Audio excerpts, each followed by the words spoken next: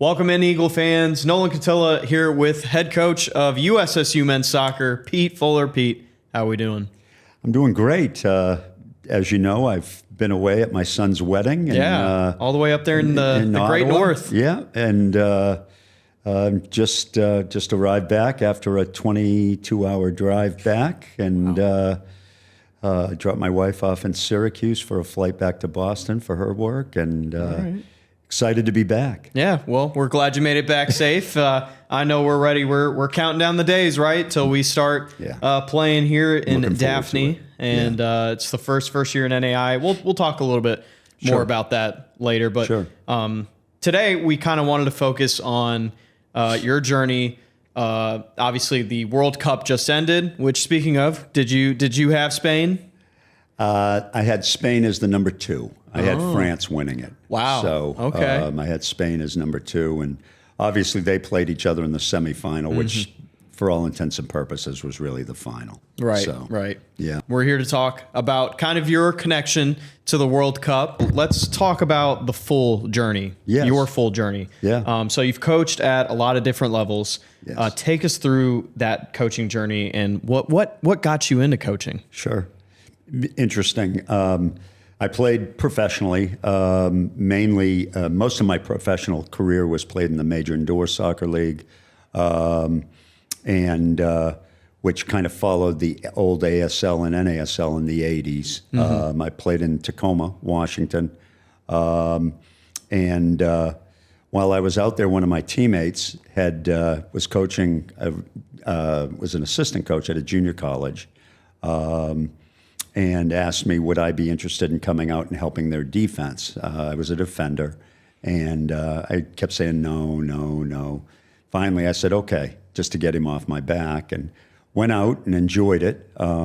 He asked me to come back the next day, the head coach did, and I got there the next day. The head coach was sick, and my teammate, who was the assistant coach, was not able to be there either, so I was stuck with 30 guys and myself, and my second day ever coaching. So basically set exercises up that I knew and kind of had an idea what I wanted to do. And 15 minutes into it, I said, this is what I want to do the rest of my life. Wow. Fell in love with it. And so it was, it's been a great journey. That was, 86, I guess it would have been. So what are we, 40 years later? I'm still in it. I've had a good run both in college and in the pro game. I've also had 2 stints with our national teams programs, working with our youth national teams as an assistant. So I've loved it. Obviously won a national championship at Belhaven, won a national championship at Mobile, and had a good run with Chattanooga FC for 3 years in the pro game, as well as Syracuse Pulse. Was at New England Revolution and Philadelphia Union as well. So, and the Union was where a number of the players that had played in this World Cup were part of the squad. Was where I worked with those guys. Yeah. So. And we'll talk about. There's 3 in particular I think we want to touch on here today that you cross paths with at Union. But I want to know what experiences along the way shaped you into the coach that you are today. I think we're always. There's an old saying. Your team is going to be an extension of you on the field. I think it's deeper than that. I had a great college coach, Doug Burke, still living at 96, coached at Houghton College in New York, where I went to school, and I had gotten to know him at a summer camp before I went to school there, and I had some great, again, I think every coach, there are things you take from them. You take everything from them, even the things that you say, I'm not going to do that, or I won't, that's not going to be part of my coaching, or I'm going to add to it or whatever. but he was just a wonderful man, solid Christian man. Had a huge impact on my life, and then interestingly enough, one of my teammates who became head coach in the pro ranks, Brian Davidson. BD was probably tactically and technically, I learned more from him than I probably have anybody in my life. So I think those two probably had the biggest impact on me. And a number of coaches that I've coached against, worked with through my college and pro career have had a big impact on me as well. And so the stop that sticks out is your time with the Union, and we're going to get right into that. What made that environment in particular so special for developing the players? You mentioned that, it sounds like a lot of them kind of came out of Philadelphia. Sure. So talk a little bit about that environment. Well, interestingly enough, when I got the job at Philadelphia Union, I was the first academy coach that they hired. Up until then, they did not have a full-time youth academy. And they were mandated by MLS to start a youth academy. So I joined them in the, I guess it would have been the spring of 2012, January of 2012. I also had first team duties with the first team, but I started mainly recruiting players for our academy. I had the oldest age group, which was the U18s. Jeff Cook, who's now the head coach at Penn State, was the U16s coach, and Chris Brewer, who's working with a club in North Carolina, had the U14s. We had a great staff. Mark Prezant was our head scout. He's now the sporting director for San Diego and MLS. Absolute genius when it comes to the game, and had a really good staff. And our academy director was Tommy Wilson, who had been for 10 years had been the academy director for Glasgow Rangers in the Scottish Premier League. So, and had also been worked with the youth national teams in Scotland. So, we had a great staff and worked with some great people. We had an owner who was the minority owner with Philadelphia Union, Richie Graham, who completely funded the academy. And we're spending a lot of money on players. Every kid in our academy, we were spending on average $34,000 a year per player. We also had a school that we started, which was right walking distance from the academy. We also opened up housing. I think we were the first MLS club to start housing our top players that we were bringing in from outside the area. So it was run basically like a European club would be, and the benefits. 5 years later, we sold off. From our players, that first crop of players that we had brought in, I think we had made 33 million euro from that group. So the investment that Richie made in the academy certainly paid off. Yeah, and that investment obviously paid off with a couple guys that we'll talk about here right now. Sure. You had the opportunity to work with players like Brendan Aronson, Mark McKenzie, and Austin Trusty. Yes. When they were in the academy, what stood out about each of them? Interesting. I'll start with Brendan. Obviously he's had a great career. After leaving Philly, Salzburg, in Austria, was in the Red Bull Leipzig club as well. Was sold there, and then sold to Leeds United in England, where he is now. And Brendan, I always joke when we first got him, he could walk underneath that desk with a top hat on. He was tiny, and there was a point where we actually, after his first year, thought about loaning him out to one of our affiliate clubs because we didn't know if he was going to make it, just because of his size. But the one thing that we found with Brendan is, because of his size and because if he dwelt on the ball too long, he'd get beat up. And what we found was he had to come up with a plan B, a plan C, a plan D. And that served him really well. At 15 or 16, I think he grew 8 inches in a year. And all of a sudden now he had that knowledge of how to get himself around the pitch, how to open spaces for himself and things like that. And his career just took off.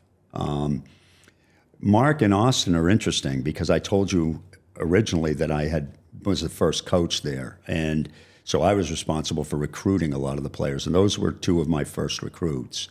Austin was playing for a club in a USYSA club, playing as a central midfield player. We moved him to left back. Mark was actually a forward, a center forward, and we made him a central defender. Just all 3 of them, just great kids, great families, solid people, and it's amazing. One of the things it showed to me, Nolan, is that kids that have grown up, and not everybody has this opportunity, I get it, but kids that have grown up in, homes where they're encouraged, there's a solid structure of a mom and dad and all of that.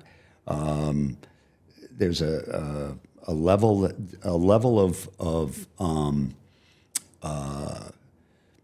I'm trying to think of the word. I guess I would say completeness about them in terms of their personality, their work ethic, those kinds of things that usually you don't have to force them to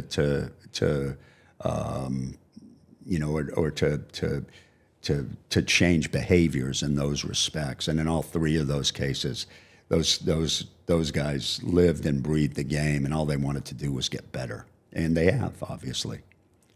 How rewarding is it to watch the players that you coached and developed represent the United States? Incredibly rewarding.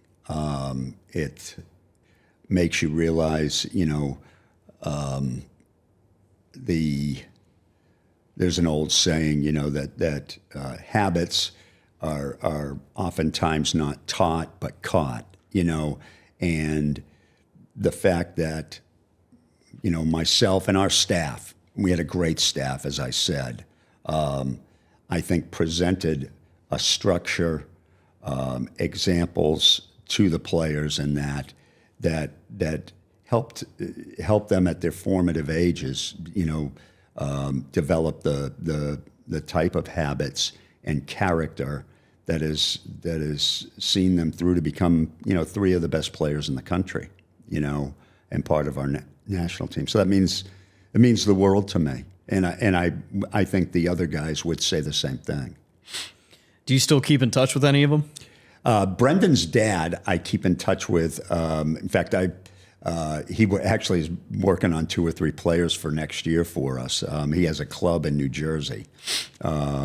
Rusty, great guy, great family. A lot of people don't realize his younger brother, Paxton, is playing in Europe as well. Terrific player. A little different than Brendan, but very good. I saw Austin just before he left Philadelphia, so I'm going to say that this would have been probably 5 or 6 years ago. No, longer than that, 8 years ago. And we actually had lunch together, and I always had a great relationship with him. I may be going, this winter to recruit in England, and I'd like to get around. I'd like to get around and see both him and Mark, and spend a bit of time with those guys. So, but it's neat to see the men that they've all become. And Brendan just got married this summer as well, so his high school sweetheart. Yeah.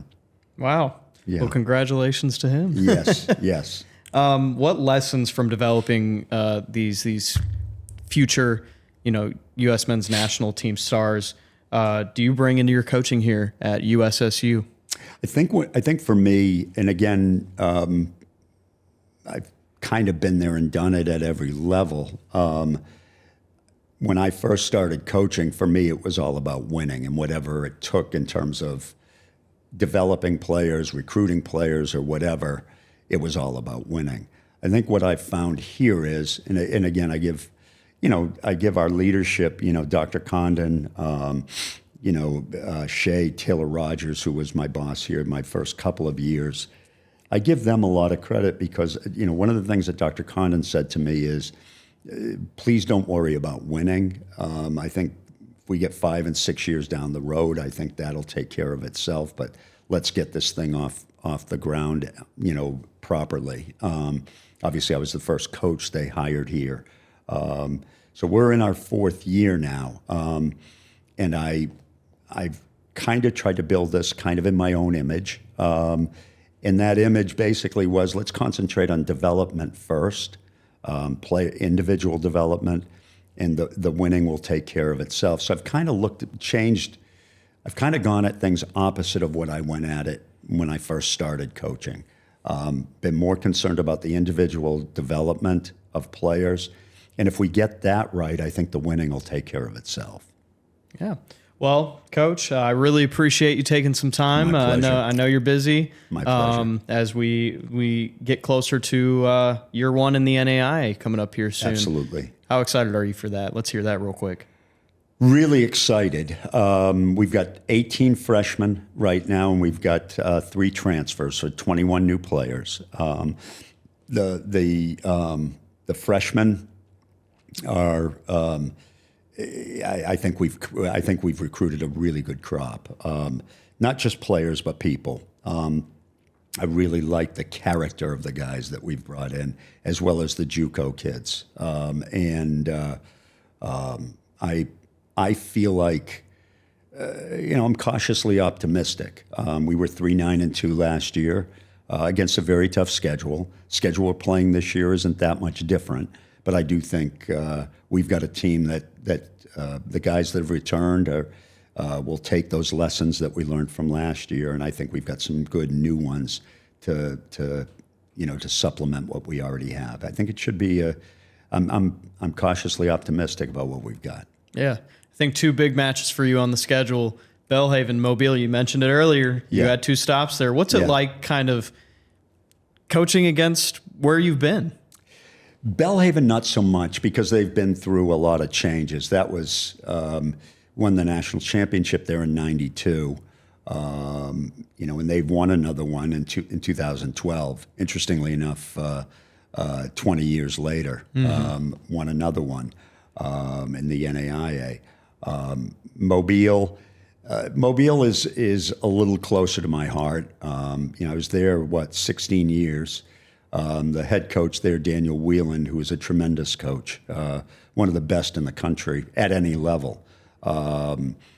He was my assistant, my last assistant while I was there. Still know a lot of the people at the school. In both Belhaven and Mobile was selected into their Hall of Fames, which is a great honor at both places. But Mobile, they're right around the corner. I live across the street from the school, so okay. So I know what's going on there, that one will have particularly significance for me, more so than Belhaven, who now is obviously NCAA Division III. The one thing about Belhaven is that a lot of people don't realize James Gledhill, who's the head coach there. Gleddy was National Player of the Year in 2002 when we won the national championship at Mobile. And he was an assistant of mine at Mobile for a while. So, we were very close. And so it's interesting that both places are coached by people that I coached. And they're both terrific coaches. I give them just a world of credit. They make me proud. Watching them handle their teams and how they go about handling their programs. I've learned a little bit from each one of them, to be honest, now that I've come back into the college game. So lots of full circle moments here, and it sounds like you've had a tremendous impact on the soccer community, not just at our local level and even our regional level, but clearly, Coach, at the national level. And we really appreciate that you're here. We love having you here, and we're really excited for another year of Eagle soccer in year one in the NAIA. We thank you all for watching today, and we'll see you next time.